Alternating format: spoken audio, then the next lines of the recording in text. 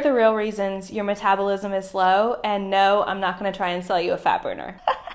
Fat is actually burned through breath. So your lungs are the largest excretory organ of fat, and it essentially is carbon in, carbon out. So the really big thing you need to make sure you're doing is first eating less and moving more, which is very generic, and there's a lot of other factors that contribute into that. That is the foundation, but let's dig into what else could be going on. A second factor is inflammation. Anytime there's inflammation in the body, you're not going to be able to lose weight. Another one is cortisol and stress. So your stress hormones dysregulate your sex hormones as well as your thyroid and halt anabolic growth of muscle tissue.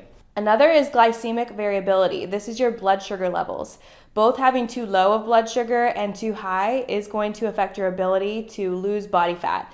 So we need to make sure you're eating your meals at the right time with the right ratios of your macronutrients. Snacking and post-workout calories are another big factor. Many people eat more than they realize throughout the day through snacking. And post-workout calories, sometimes you will have an increase of your hunger hormones after you work out, so we need to make sure you're not overeating at that time as well. Sleep is also vital for muscle growth and metabolism. You regulate your hormones through sleep. You also recover and build muscle during your sleep too. Another factor is chronic cardio. A lot of people look at cardio as the way to really burn fat, but really you should be burning fat through your diet and maybe even your weightlifting program, building muscle.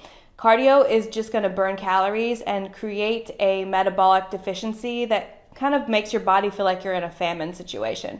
We already touched on the fact that you need to work out, so we want to make sure that you're working out adequately enough, but we also need to ensure you're not overtraining, which is another huge factor that will lower your metabolism. Another factor is hormonal imbalances. This can be anything from your sex hormones, thyroid, even insulin, which all play a factor in your ability to build muscle. IGF-1 is another factor you want to look at because your IGF-1 is another marker that will be in a Goldilocks range. You need to have sufficient levels of IGF-1, which is insulin-like growth factor, to build muscle. And you also don't want it to go too high because then you're going to have issues with blood sugar and potentially even cancer. Another factor is micronutrient deficiencies, which can even look like low levels of vitamins like B vitamins, vitamin D, magnesium, selenium.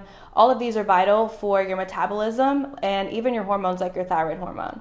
At ProFit, we utilize functional medicine testing to help you get to the root cause of why your metabolism is not working.